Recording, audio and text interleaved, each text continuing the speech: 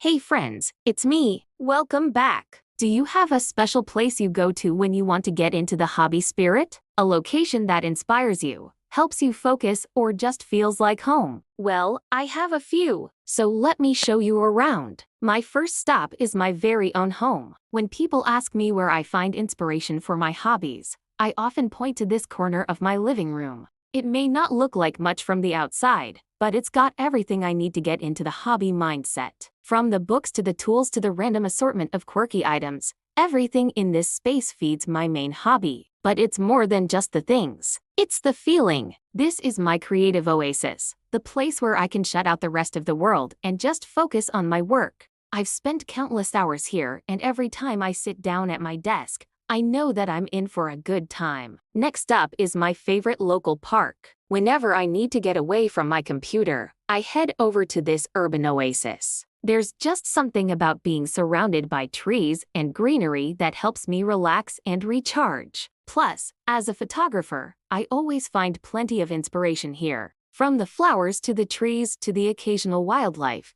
there's always something new to capture. In fact, all of the photos in this video were taken here. It is amazing how a little change of scenery can do wonders for both my mind and my photography. The third item on my list is a local board game cafe. I love playing board games, and I'm always on the lookout for new places to play. This cafe has an amazing atmosphere and a great selection of games. Plus, it's a great place to meet new people and make friends. In fact, I met some really great people here who share my passion for board games. We've started a game night and it's been a lot of fun. It's amazing how a simple hobby like board games can bring people together. Last but not least is my favorite secondhand bookstore and antique shop. I love to collect old and unique items related to my hobbies. And this store is a treasure trove of quirky and interesting finds. I recently discovered a book on antique typewriters, which was a pleasant surprise because I'm a huge fan of vintage typewriters.